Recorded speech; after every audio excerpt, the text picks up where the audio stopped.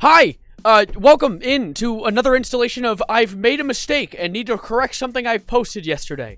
Where I've made a mistake and I need to correct something that I've posted yesterday about the the whole Steamboat Willie situation. I don't know if you know about that goofball on the TV back there and how he's now yours to own. He's free use. He is completely public domain. After 95 years and Disney using every bit of their lobbying power, both legal and illegal, you can now claim that the mouse is pregnant, or a bomb, or gay, or whatever you want, because it is now all yours. It is now joint custody among all of humanity at the same exact time. And, of course, in that video, I cover a few projects that have come out about Steamboat Willie in just days. The corpse doesn't even have flies on it yet, and we already have people making games and movies about this MF. We have, I think, what was it? Mickey's Mousetrap, which, that's a creative name, I'll give him that, but that's about where the creativity dies on that project. And then there was, the other project with a very creative name, Steamboat Willie. That's it, that's the name, and I'm pretty sure that that's going to be a great watch as well. But the other thing I talked about in this video is what I need to revise. I need to do a little bit of editing on, and that is Infestation 88. See, it's a video game. It's a video game where you're working in a little facility. It's kind of a Lethal Company kind of vibe where you have to clean up the area, and there's rats, and then there's Mickey Mouse. And he wants to murder you. And in that video, I kind of talk about how the game is horror slop. It isn't that good looking. It kind of is like... It clearly looks like it was thrown together in a very short amount of time in Unity with the intention of just cashing out on the fact that our boy is now free to use to everybody, so fair enough, I guess. However, I tuned into Elon's hell site, also known as Twitter, or also known to some as X, and I saw some rumblings about Infestation 88 being filled to the brim with Nazi dog whistles and propaganda. And to that, I was a little shocked. I initially was skeptical, mainly because I'd heard this news at first from Drama Alert.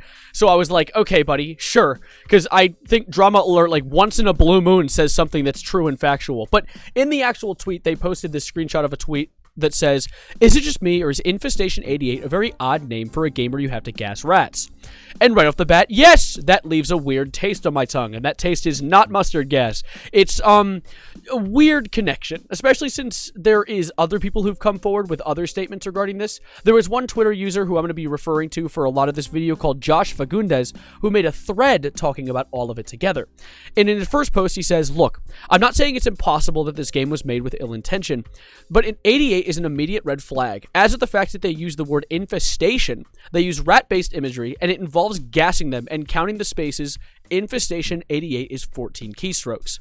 Now, right off the bat, I was a little confused because I've never seen these numbers do anything anti-Semitic before, so I looked into it. And apparently, 1488 is actually a hate symbol. It's a hate symbol for neo-Nazis because 14 is the amount of words that are in this slogan here that a bunch of people who are fond of the guy with the tiny mustache say, and 88 is the eighth letter of the alphabet, HH, which is an acronym for that one saying where they hailed that politician from Germany around the 40s. So, as you can tell, those are essentially direct references to people who've done some pretty terrible things. And then the gassing and the rat imagery is also very troubling, because, like, why are there rats, first of all? Because the game is about Mickey Mouse. I'm pretty sure I literally say something about this in the video that I initially react to it with. Of it ourselves, but things have escalated. Is that him? What is that? Does he command an army of rats, or is that Mickey Mouse? Mickey Rat? What? Which is just troubling, considering that is a very common way that some Nazis would refer to Jewish people. It was a way that they would dehumanize them so that when they were going through and murdering millions of them, people would not react as rashly to it.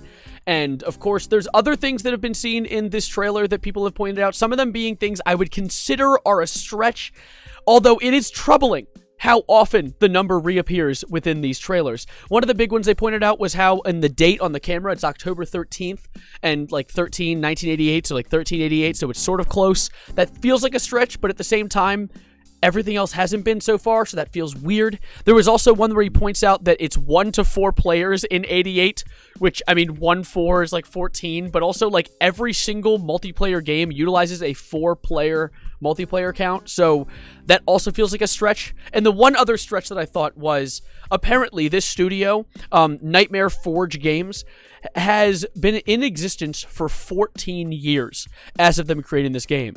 Now, I find it weird that this is like their 14th year anniversary and they're releasing this game, but like, how would they have timed that with Mickey Mouse's patent running out? I don't know. It feels like a stretch, but at the same time, I can't say for sure it isn't. However, enough of the stretches. Let's move back into the things I think are damning about this entire game. One of the big ones being a sign that's in the background of one of the trailers that says, it says TG.44SST. First of all, the two S's together is troubling, but also how STG-44 is apparently a very commonly used German assault rifle in World War II. So when it has STG.44, you're referencing the literal model of the gun. That's a bit weird. That's a bit weird and a weird thing to add to your game that already has so many other dog whistle-esque things that could make your game look bad. So, yeah, that's why would you include that? Like, pick any other letters on the keyboard. And it still sticks with me that they chose, like, using gas, a green gas, to murder these rats in the game. Like, I don't know, gun mechanics are I wouldn't say so easy, but they're much easier to program than what I can assume gas-based mechanics are. So why would a game that's already a bare bones and small rushed schlop horror game go the extra mile and add something like that? It just feels weird to me. But regardless of all of that, the creator of the game, Nightmare Forge Games, came out with a statement on Twitter, and I'm going to show it to you guys. I'm going to bless your eyes with this. Update. We're changing our game's name to Infestation Origins. Full statement below. And in the full statement, they say, our game Infestation 88 was set in the 1980s, with the year 1988 chosen simply due to its symmetrical design in the game's artwork and logo. I'm happy they addressed that because it feels kind of weird. I saw this and it doesn't feel symmetrical. I initially thought the 88 was supposed to be kind of like representing his ears, because like Mickey Mouse's ears are two big round circles on its face. But like infestation isn't even a symmetrical word. I don't know what they were going at there, but regardless, unfortunately we were unaware of any additional meanings the number 88 has. However, after learning about this, we're changing the game's name to Infestation Origins. We apologize for our ignorance on this and appreciate that this was brought to our attention so we could address it ASAP. And right away, while I am appreciative that they came forward as soon as possible, I am still troubled at the amount of coincidences that have lined up all at once. I'm not going to sit here and say that they are trying to throw out some dog whistles. I'm going to pray that they're going to be good people. I'm going to come in as the optimist. If you want to go in as the pessimist in this situation, you're very much allowed to, because you have a lot of reasons to do that. But overall, the idea that they aren't throwing out a Nazi dog whistle, and they're actually just very unlucky and made some of the worst calls they could have made in their life, and it just happened to align, the stars aligned in the worst possible way for these guys, that would be a better outcome. It does suck for them, but at the same time, it's better to have less Nazis in the world, you know? Because in my opinion, Nazis are kind of freaking bad. I do also find it wildly ironic that this is a game regarding Mickey Mouse when Walt Disney has had controversies in the past for aligning himself with some Nazi-ish ideals. I don't know for sure. I have never looked into that fully, so if anyone wants to correct me in the comments, you are very welcome to. As well as, going into the comments, speaking of those, let me know your thoughts on this, because I'm probably going to be wrapping this video up here. It's a very short one, but I really wanted to cover this because I found it genuinely kind of interesting that there's the possibility that this game has some terrible things hiding behind it, and if it ends up being true, damn, unlucky. But at the end of the day, I do want to know your thoughts. I'm going to be hopping out of here, and I'm going to pray that it isn't so. I'm going to pray that it was a terrible coincidence, and this guy has to walk it off and figure out what happens next. But for now, thank you guys for being here. Subscribe if you are new. Stick around for more. You can like the video, and I'm going to give you guys the song of the day, which is not at all related to the topic, but I really like this song, Young, Dumb, and Broke by Khalid. You guys can give it a listen. I'm going to add it to the Songs of the Day playlist, which you can find in the description down below, and you can follow it on Spotify maybe. I don't know. No one ever follows it, because I just kind of... The Song of the Day is not exactly a primary thing with my videos, but if you want to check it out, you can. It'd be cool of you. But anyways, I'm talking too much, so thank you. I'll catch you in whatever stream or video I post next, which I post every single day, so probably a video. But I'll see you next time, and as always, adios, arrivederci, goodbye, good night. And yeah, let's pray it ain't so.